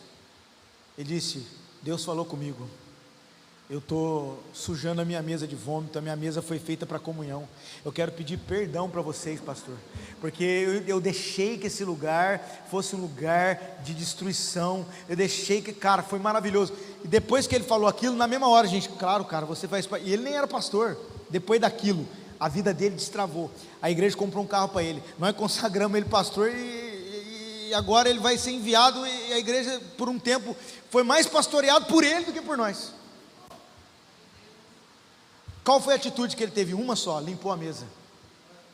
Não deixou o individualismo, as suas perspectivas pessoais e os seus ouvidos ser emprestados para tudo que destrói a comunhão, tudo que destrói o propósito. Eu não estou falando só a nível de igreja, de família. Às vezes a gente vai na casa do cunhado para falar mal do primo. Aí tem gente que fala: não vai falar mal do pastor. Não é só do pastor, não fala mal de ninguém. Amém? Não fala mal de ninguém. O pastor ainda tem que ter maturidade para aguentar. Pior ainda é o irmãozinho que você fala mal, às vezes ele não consegue nem suportar. E é pedra de tropeço na vida dele. Está entendendo? Nós precisamos limpar essas coisas. Então o que fazer? Está insatisfeito? Fala com a pessoa. Lá nós instituímos uma prática na igreja local. Se alguém vier falar mal de alguém para nós, a gente fala: você vai ligar para ele agora, vai marcar essa semana? Ou você quer que eu ligue? E nós fomos violentos. Tipo, você chega para mim: ó, vou falar do Luiz aqui para você. Ah, você veio falar do Luiz? Não, mas você vai conversar com ele? Você veio aqui pedir um auxílio para conversar com ele? Não, pastor, só quero que você saia, então eu não quero ouvir. Ah, não, mas eu vou falar, então eu vou ligar para ele, você fala aqui com ele. Um dia levantaram uma calúnia contra mim na igreja, muitos anos atrás. Era calúnia, passei por isso. Todo homem que é levantado, primeiro é rejeitado, né? Calúnia, mentira mesmo, foi uma batalha, uma coisa maligna. Espalharam lá mentiras sobre mim, falaram coisas e tal. Aí chegou no ouvido de uma líder de célula lá dessa igreja, não é nem a igreja que eu sou hoje, uma outra igreja. E ela falou: vou averiguar. Aí disse que o marido dela averigou que era verdade, e umas pessoas que a gente tinha ajudado, e foi indo um veneninho, de repente chegou num homem maduro, pastor José Raimundo, falecido já. A irmã que recebeu essa informação da outra de célula ficou confusa, porque eu dei um estudo na igreja, e ela praticamente teve a vida dela destravada no estudo, se converteu. Ela falou: como que o Fabrício está fazendo isso, se Deus usou ele dessa forma hoje? Ela ficou confusa, e foi procurar esse homem, que era o líder de intercessão lá. Procurou ele. Ah, então falaram isso do irmão Fabrício, que está acontecendo e tal, e tal, e tal. Aí ela: é mesmo, irmã? Espera aí só um minutinho, fica aqui com a minha esposa, aqui que eu já volto. Foi lá dentro do culto, chamou eu: irmão Fabrício, vem cá. Botou eu dentro da sala com a mulher e falou assim: tá aí, irmã, ele está aqui, ó, pode falar o que... Aí a irmã contou, ou seja, era uma calúnia que já tinha sido resolvido. As pessoas que mentiram já tinham confessado que mentiram, foram envergonhadas, a vida dela estava destruída. Mas por quê? Parou num homem maduro. O provérbio diz: cessando a lenha acaba o fogo, assim como cessando os maldizentes acaba a contenda. Amém? Isso é saúde para a família. Isso é saúde para a sua vida, cara. Quando você não percebe, às vezes você não é o cara que vomita, mas às vezes você é o tolo que come o vômito. Porque falar, quando a gente escuta palavras sobre alguém, aguça, cara. Deixa eu contar um negócio aqui para você. Parece que tem um negocinho dentro de nós que já dá uma vontade de sentar na mesa, não dá? É tentador. E tem gente que chama, eu chamo isso de intercessoca. Quando a pessoa fala: eu vou te contar uma coisa, mas é para a gente interceder, tá? Interceder. Isso é intercessoca. É uma mistura de intercessão com fofoca. Geralmente essa pessoa está querendo espalhar. Então o que fazer? Vai conversar com quem você está chateado. Todo mundo fica chateado, cara, na família, na igreja, não tem como. Ferro se afia com ferro. Pastor desagrada os irmãos desagrada pastor, líder, irmão. Não estou falando só de pastor, é normal. O segredo vai conversar, porque na maioria das vezes é coisa da sua cabeça, é minhoca que enfiaram, e você, às vezes, uma conversa transparente. Eu passei por isso um dia. Eu entrei na rede social, uma irmã marcou eu, uma irmã da igreja. Ela marcou eu numa publicação, uma mensagem meio, sabe? E ela pega no comentário, marca só eu. Falei: eita, o que essa irmã está querendo com isso? Porque se ela marcasse uma galera toda, ela estava querendo mostrar, mas era uma coisa meio confrontando, e marcou só eu. A minha cabeça já pensou o quê? Essa irmã está me tirando. Ela está querendo dizer que eu sou tudo esse negócio aqui. A primeira reação nossa é essa, mas o que eu fiz? Falei para minha esposa? Não. Liguei para alguém? Não. Como eu tenho acesso fácil a ela e o marido que mora perto de mim, eu fui na hora na casa deles. Na hora que eu tive o sentimento, eu fui lá. Falei assim: irmã, me ajuda. O que foi, pastor? Esse post aqui, você marcou só eu. O que você quer dizer com isso? Fui lá resolver a situação. Aí ela deu risada na minha cara e falou assim: não, pastor, você lembra aquela situação que fizeram contra você? Eu quis marcar você só para ver que é esse tipo de gente que faz essas coisas com você. Ela estava me defendendo, e eu ficando pensando que ela tá me defendendo. Sabe o que eu fiz? Rachei o bico, comi um bolo de cenoura com chocolate, tomei café e fui embora para casa. Agora imagina se eu não tenho essa maturidade. A minha esposa, ela lidera as mulheres junto com a esposa do pastor João lá, lidera lá. Aí eu chego para minha esposa: amor, a fulana está bem? Aí imagina. Aí ela fala: ela está meio distante mesmo. Aí ela chega: então, porque ela fez um negócio comigo aqui na internet. Pensa. Aí a minha esposa vai e conta para outras irmãs da reunião das irmãs: ó, a irmã tá legal não tá vindo na igreja direito e tá não sei o quê. Aí na semana seguinte vai ter a reunião das mulheres e a irmã vai chegar lá, decidiu ir, todo mundo olhando estranho para ela. E ela: o que faltou? Uma conversa. Mas às vezes o nosso egoísmo e omissão nos impede de viver uma saúde na comunhão. Diz que o mal do século é a depressão e a ansiedade. Eu acho que é a omissão, porque as pessoas ficam depressivas porque são omissas, não resolve o sentimento, guarda mágoa, não resolve, não conversa, foge do confronto. É horrível, não foge de confronto, cara, seja transparente. Tudo que é maligno cresce no escuro e morre na luz. Quando você põe na luz, e muitas vezes é coisa simples de resolver, ainda que seja um confronto que você tenha que perder alguém na sua vida, seja verdadeiro. Ah não, mas aí a pessoa, um dia um pastor falou isso para mim: eu não posso ser verdadeiro com eles não, Fabrício, porque eles não têm maturidade para suportar a verdade. Eu falei: então você vai sustentar eles com mentira? Quem é seu pai? Perguntei para ele. Porque João 8,44 diz: o diabo é o pai. Na hora que eu perguntei quem é o seu pai, aí eu ofendi o moço, mas funcionou, eu acredito, espero eu. A gente tem que ser transparente. É claro que a gente tem que ser verdadeiro, com respeito, porque tem gente que tem grosseria camuflada de sinceridade. Eu sou sincero mesmo. Não, você é um grosso. Porque a sinceridade também, ela revela por meio do amor. Você ama a pessoa, você está insatisfeito com alguma coisa que ela falou, disse, fez, mas você tem um amor pela vida dela.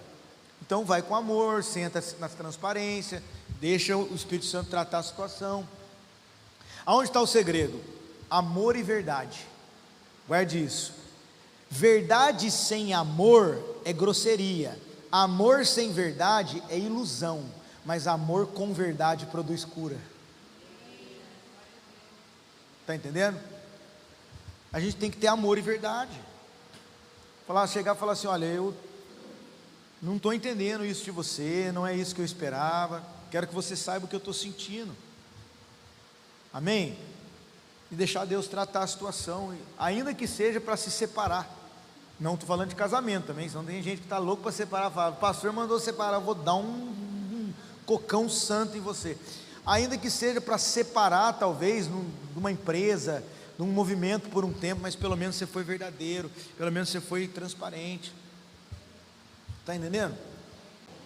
Mateus 24:12, isso também nos ensina algo que a gente tem que ter postura nesse tempo. Está aí, Max? Mateus, olha lá, ó.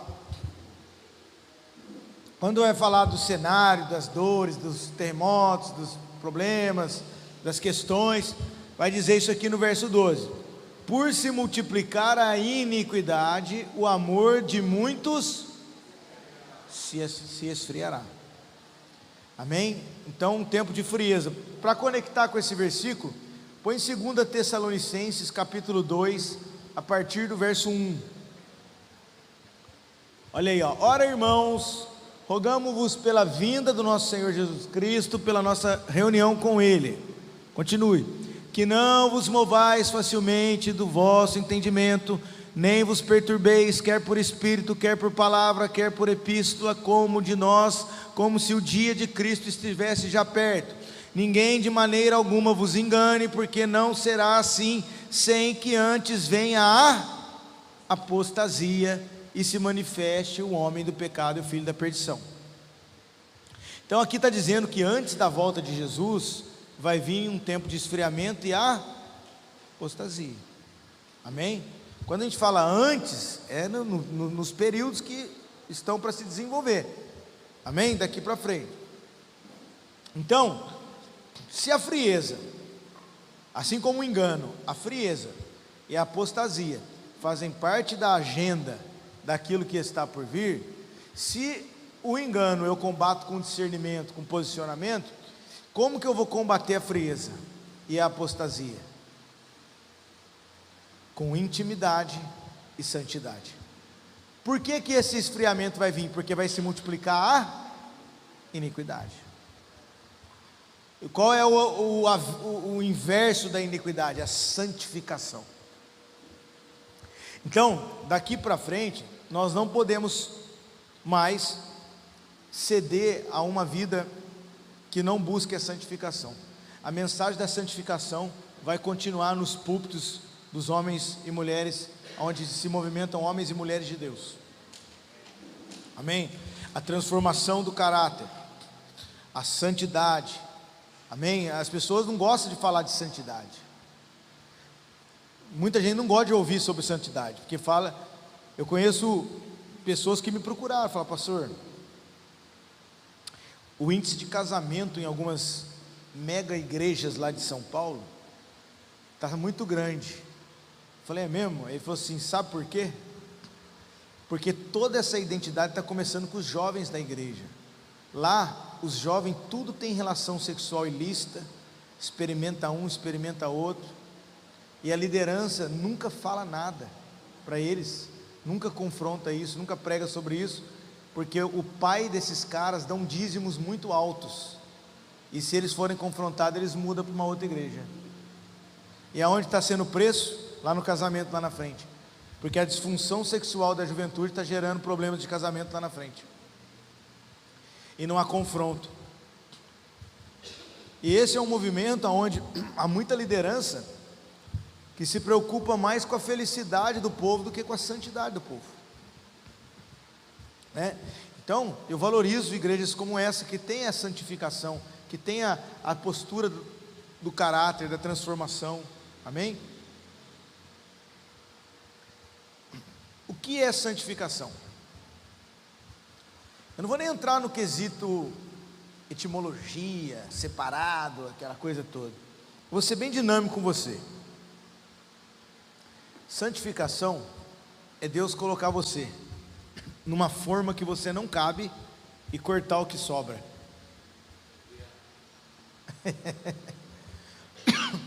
É você se amoldar pela palavra de Deus. Agora, qual é o movimento?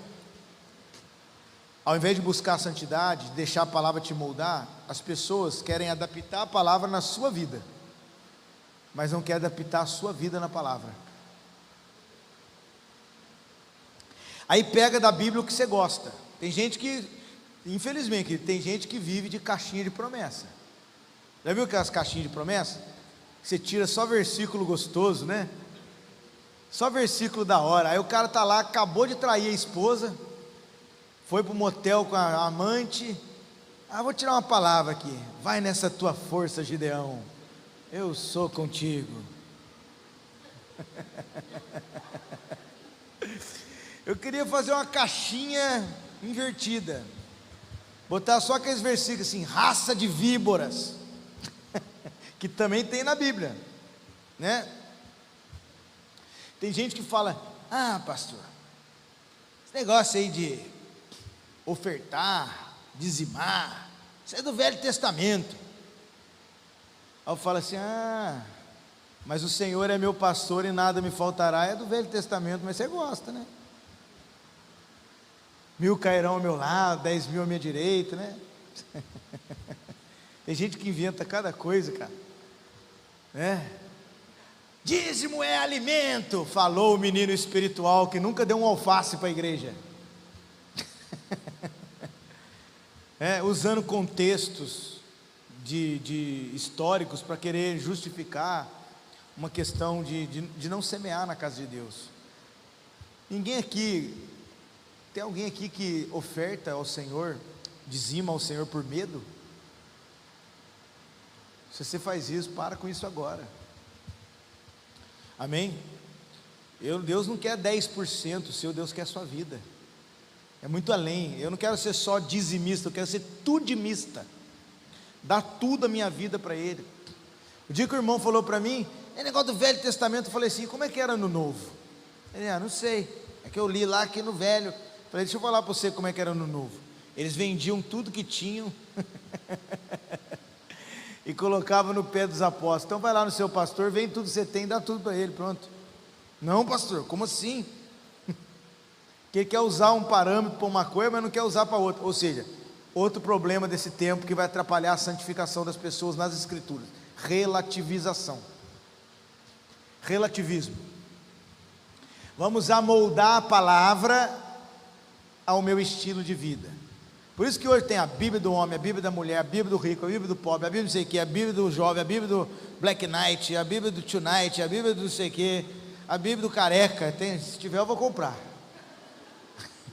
Tem tudo quanto é Bíblia. Por quê? Fragmentar segundo a sua necessidade. Não é problema você comprar essas Bíblias, estudar e tal, mas tem a Bíblia sem a Bíblia, só a Bíblia como uma prioridade, né? Porque essa fragmentação e essa relativização, tem gente, pastores, dizendo que a Bíblia tem que ser reatualizada, segundo, né? O amor venceu. A geração de hoje consideramos justa toda forma de amor, segundo Lulu Santos, capítulo 2, eu vim do mundo, eu conheço os cantores tudo, vocês já perceberam. Para com isso, cara. A gente tem que falar, entender que a santidade é eu pegar a minha vida e me amoldar aos princípios das Escrituras, ainda que isso me custe renúncias. A geração que quer conquista, mas não quer renúncia, e às vezes a mudança que você tanto precisa está na renúncia que você tanto não faz. Eu vou repetir isso. Às vezes a mudança que você tanto precisa está na renúncia que você tanto não faz. Santificação é renúncia. É eu, pelo meio da vida de Cristo em mim, pelo Espírito Santo, me separando de tudo aquilo que desagrada o Senhor e os princípios da palavra de Deus. Amém? Então assim, mas é só um pecadinho, não tem nada a ver. É os 3 demoninhos, conhece os 3 demônios? O pega nada, o nada a ver e o ninguém está vendo. Esses 3 demônios são terríveis.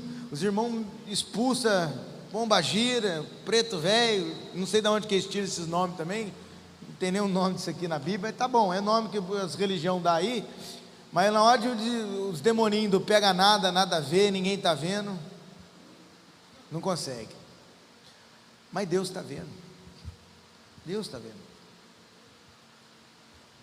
Sabe, às vezes a gente começa a achar normal, isso é iniquidade, você começa a achar normal práticas que desagradam o coração de Deus e vão contra os princípios de Deus.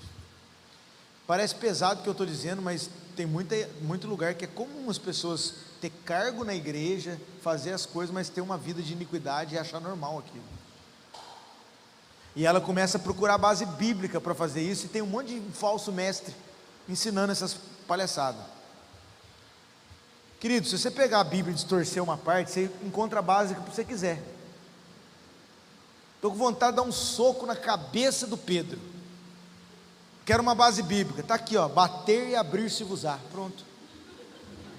Rebenta a cabeça dele e aí está escrito. Vocês dão risada, mas é verdade. As pessoas pegam o que querem. Está entendendo? Geralmente usa a Bíblia como janela para ver a vida dos outros, mas não aprenderam a usar a Bíblia como espelho para ver a si próprio. Me amolda, Senhor. Mas sempre fica falando, esse versículo aqui é para o irmão, o irmão tinha que estar nesse culto. Agora, como que a gente vai se santificar se a gente só quer pegar das coisas de Deus que alimentam os nossos desejos? Amém? A santificação é uma arma contra a iniquidade que vai esfriar as pessoas. Pode perceber, a maioria das pessoas que vão abandonar o Senhor, que vão sair fora, que vão se esfriar, antes vão começar a entrar em pecados. E por não se submeter à correção dessas práticas, vão preferir sair fora mesmo e viver uma vida errada. E vão encontrar mestres para ensinar o que elas querem, segundo seus desejos. Está escrito isso na Bíblia? Sim. Vamos lá. 2 Timóteo capítulo 4. Deixa eu ver se é segunda ou primeira. 2 Timóteo capítulo 4, verso 1.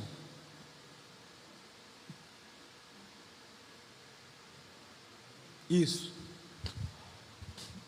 Vamos ver aqui no 3, ó, porque virá, para ganhar tempo.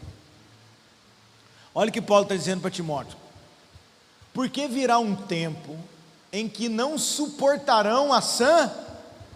Ó, ele está dizendo que vai ter um tempo que as pessoas não vão suportar a palavra, a sã doutrina. E o que elas vão fazer? Tendo coceira nos ouvidos, gente que vai ouvir mensagem como essa vai coçar, vai sair, não vai conseguir. O que eles vão fazer? Amontoarão para si doutores, ali no caso é mestres, ensinos, né? Mestres, doutores conforme suas próprias desejos, concupiscências. Amém? E se desviarão os ouvidos da verdade, se voltarão para fábulas. Vê se isso não é real, né, pastor Silvio? Gente que não suporta a palavra da santificação, a verdade, e aí o que vai fazer? Vai juntar mestre para ele, segundo os seus próprios desejos. E é facinho de achar, é só abrir um anúncio na internet, tem um mestre lá segundo o seu desejo, arrasta para cima seu desejo. Aí você não quer esse desejo, tem outro também, arrasta para cima, tem mestre segundo tudo que você quiser.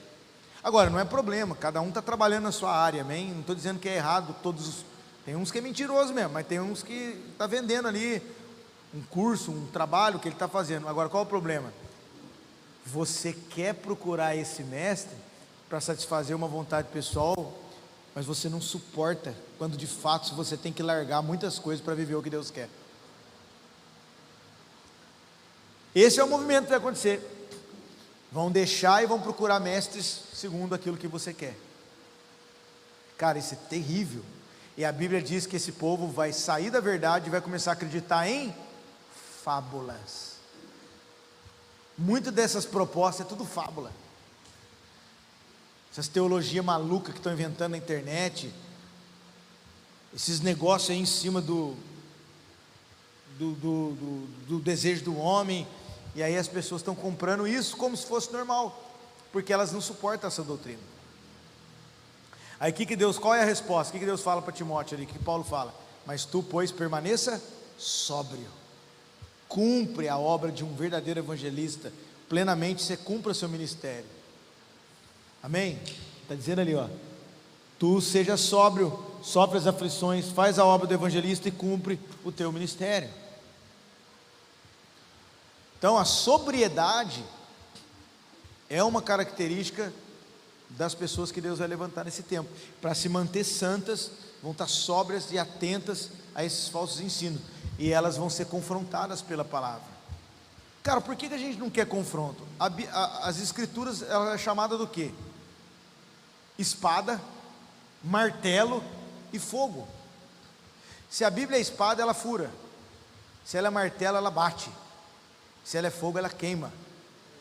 Agora a palavra de Deus é a única espada que fura para curar, é o único martelo que bate para construir, e o único fogo que queima para aperfeiçoar, purificar.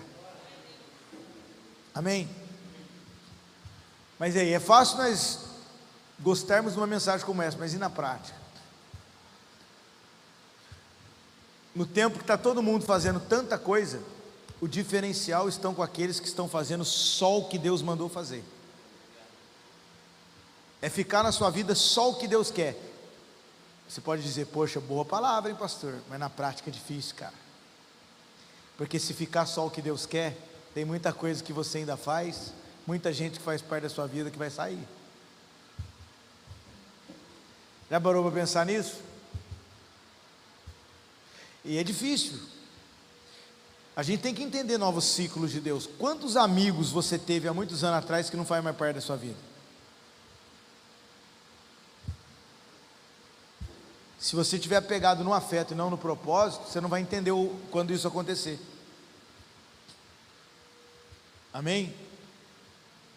Quando um vento novo sopra, os acomodados se acomodam, os murmuradores reclamam do vento, mas os sábios ajustam as velas do barco.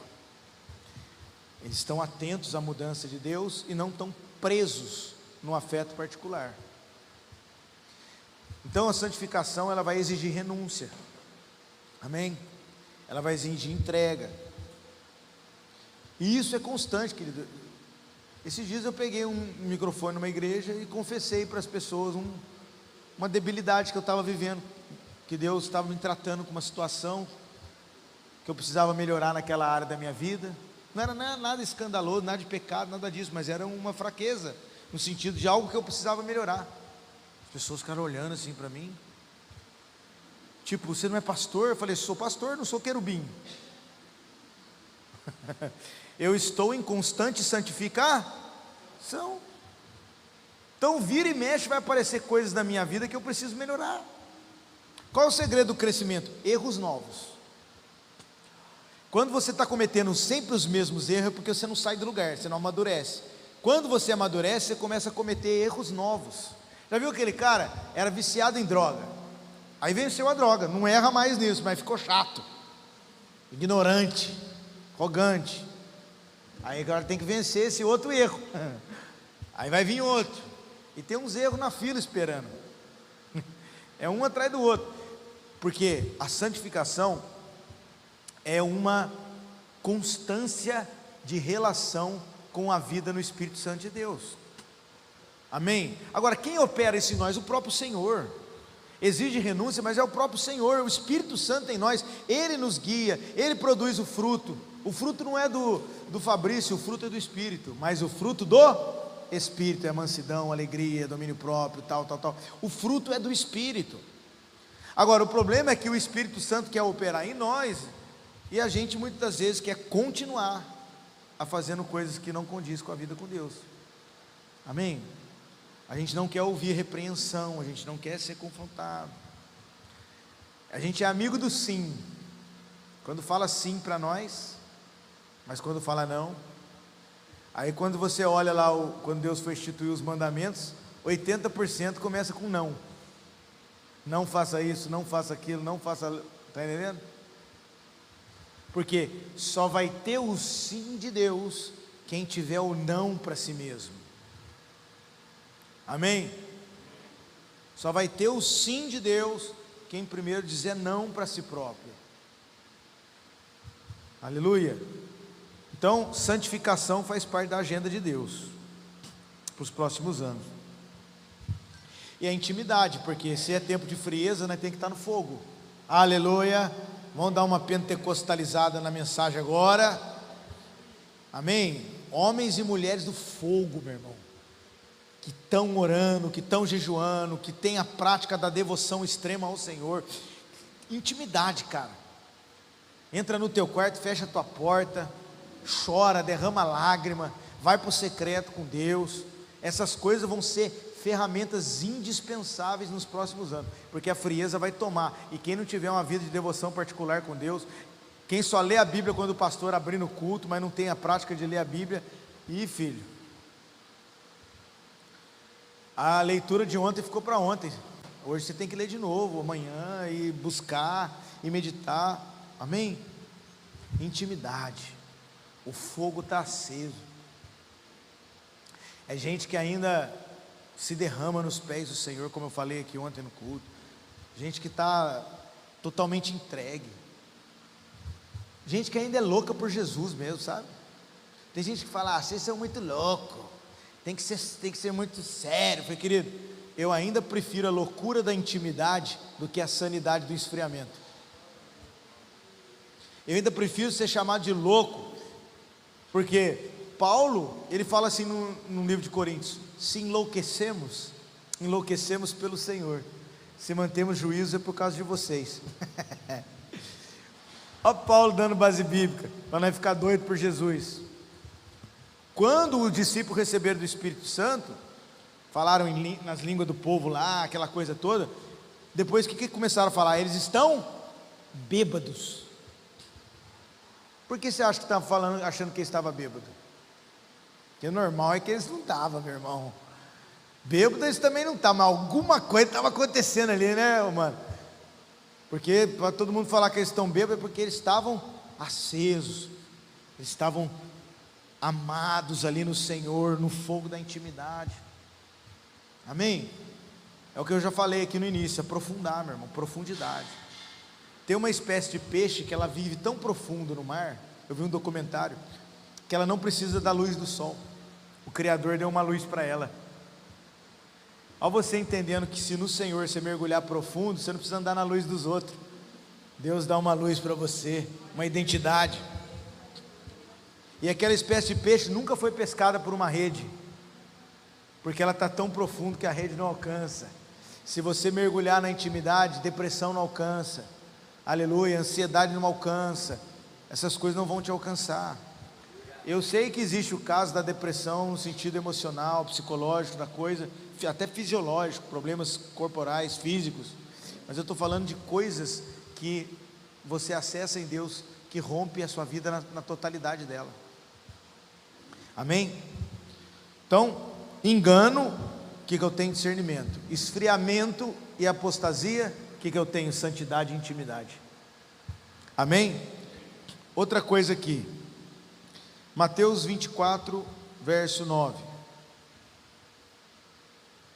é uma outra coisa que faz parte dessa agenda aí, ó. Então vão entregar vocês para ser atormentado, matar-vos-ão, sereis odiados de todas as nações por causa do meu nome. Nesse tempo muitos serão escandalizados, trair-se-ão uns aos outros, e se odiarão, e surgirão muitos falsos profetas, e enganarão a muitos. Próximo.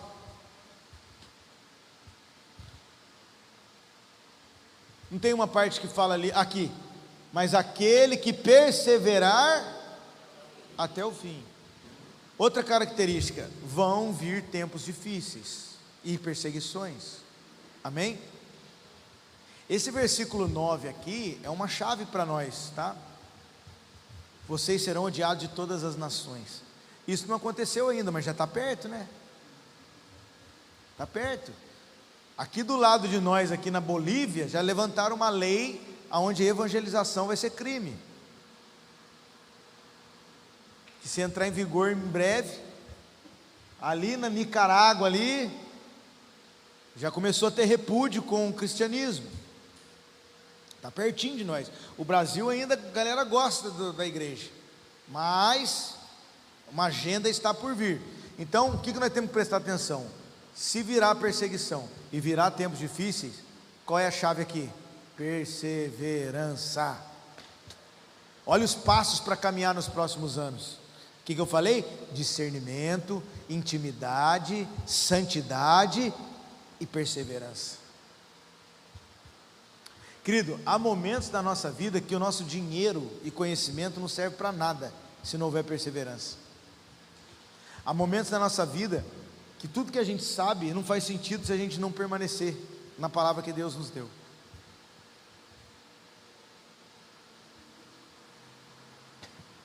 Olha aí a pandemia que veio, olha os problemas que vieram sobre a terra, olha as coisas, olha o que está acontecendo lá na Turquia, olha o que aconteceu na Ucrânia.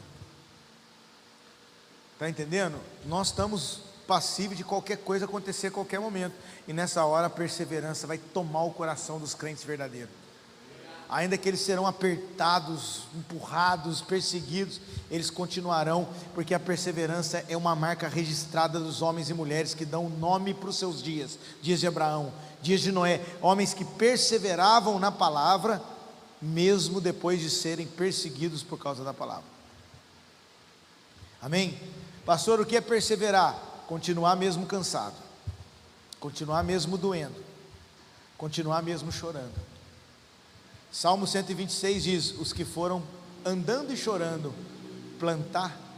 Pegou isso? Chorando, fala comigo, chorando e andando. Ou seja, você pode até chorar, o que você não pode é parar.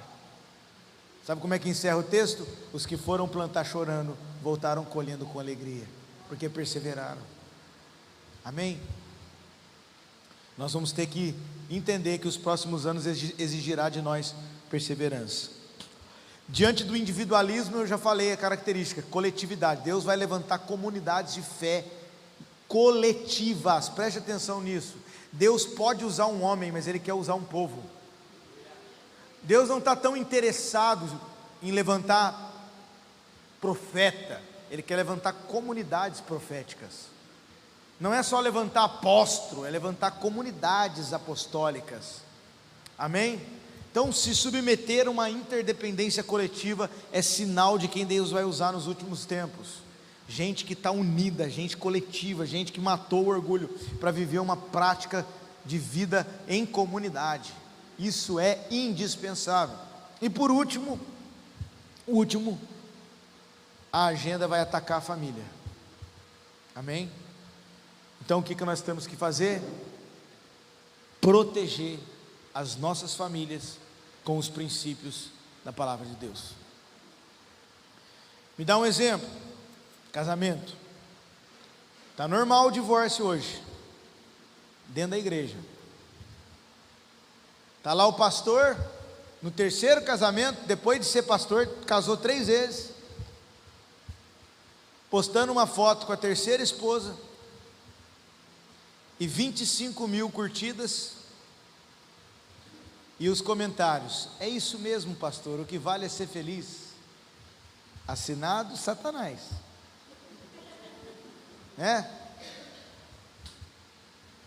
Esses dias eu vi um pastor conhecido, não vou citar nome, mas num mês ele posta que se separou da esposa. Só isso já seria terrível. 2 meses depois ele posta a foto com uma nova mulher. Vai saber se já estava ou não. Ainda que não tivesse, é terrível. Mas o pior é que ele postou em janeiro que se separou da esposa, em março com uma nova mulher. O pior é a postagem de abril, agendas abertas.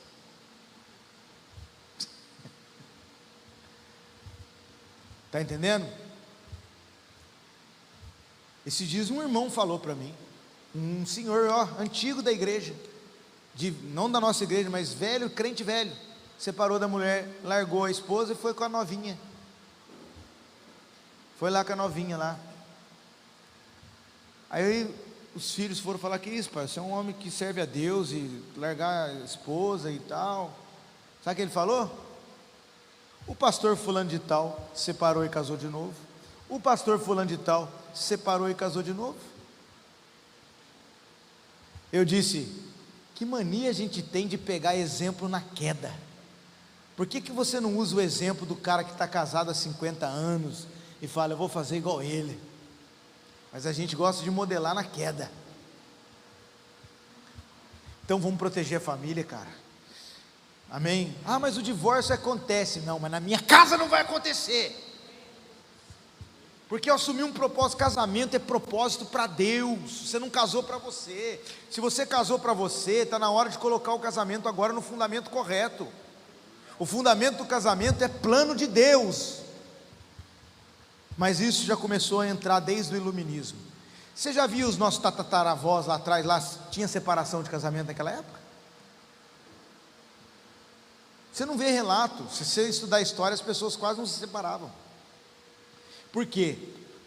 Independente de religião, a concepção do casamento naquele tempo era o seguinte: o casamento é um sacramento divino para bem-estar social, para boa criação de filho e para qualidade de vida na terra. Essa era a mentalidade das pessoas quando ia casar. Ninguém se separava, porque entendia que o casamento era um propósito. Aí o iluminismo veio e trouxe uma outra ideia. Qual foi a ideia do iluminismo? Não, você tem que escolher alguém para casar que te satisfaça emocionalmente, pessoalmente e sexualmente. Então a mentalidade das pessoas quando vão procurar um casamento hoje é encontrar alguém que vai te satisfazer sexualmente, pessoalmente e emocionalmente.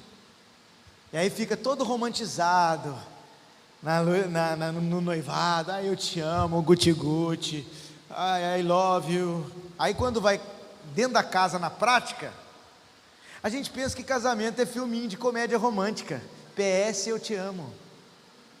Querido, casamento não é filminho de romance, é filme às vezes de aventura, às vezes de comédia, às vezes de drama e às vezes de terror.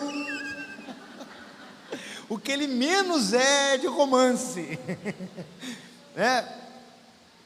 Mas alguém vendeu para nós o Alice no País das Maravilhas, alguém vendeu o sonho americano, e a gente entra numa relação esperando isso, e na prática não é isso. Aí eles usam a maior desculpinha, eu odeio essa palavra, separei por incompatibilidade de gênio. Não é mais fácil você dizer que você é um egoísta e você não suporta o defeito de ninguém e que você não consegue cumprir um propósito? Estou bravo. Pastor, mas tem gente que separa, eu sei que tem caso e caso. Tem gente que foi traído, tem gente que foi violentado, tem coisas, eu sei que existem casos, amém? Mas no geral, o trabalho de Deus é para manter a família, porque a família é um propósito de Deus. Deus criou o casamento para quê? Para revelar a vontade dele na terra, como Cristo e a igreja. Eles pegam o casamento e falam, vai ser como Cristo e a igreja. Uau! Quando Deus quis revelar o plano dele para a terra, de casar o filho dele com a igreja dele, ele podia ter escolhido a nuvem, a montanha, o mar, tudo coisa linda, ele escolheu o casamento. O meu e o seu casamento é um propósito para Deus. Então você não se casa para suprir carência, você se casa para cumprir propósito. Você não se casa para sair de casa. Tem gente que se casa para sair de casa. Tem gente que se casa por dinheiro. Tem gente que se casa por sexo. Esses aí entraram no engano.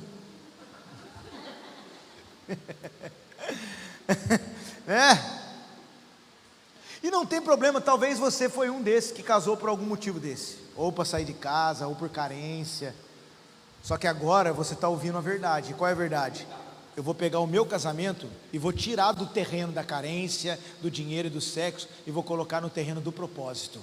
Então, independente se o sexo vai ser suprido ou não, se o dinheiro vai ser suprido ou não, eu tenho um propósito para Deus, e o meu casamento não é meu, ele é de Deus. Aí sabe o que você vai fazer? Você vai cuidar para que a sua esposa ame mais a Deus do que a você. E isso vai garantir que você vai ter ela para sempre. E vice-versa. Está entendendo? Proteja seu casamento. O divórcio é normal no Brasil. Amém? Mas você não sabe, a gente briga, a gente passa. Se resolva. Se resolva. Vai passar uma tarde em Itapuã, dar um mergulho, vai dar um beijo na boca, pronto, de língua, igual um desentupidor de pia. Só que às vezes você prefere, querido, presta atenção, adoração, uma vida de adoração a Deus, vou conectar tudo aqui agora, não é você dar o seu melhor para Deus. Deus, eu vou te dar o meu melhor, não é você dar o seu melhor, é você dar o que Ele quer. Às vezes você fala para Deus, eu vou te dar o meu melhor, 60 dias de jejum no monte. Deus fala, não, eu só quero que você beije mais a sua esposa na boca.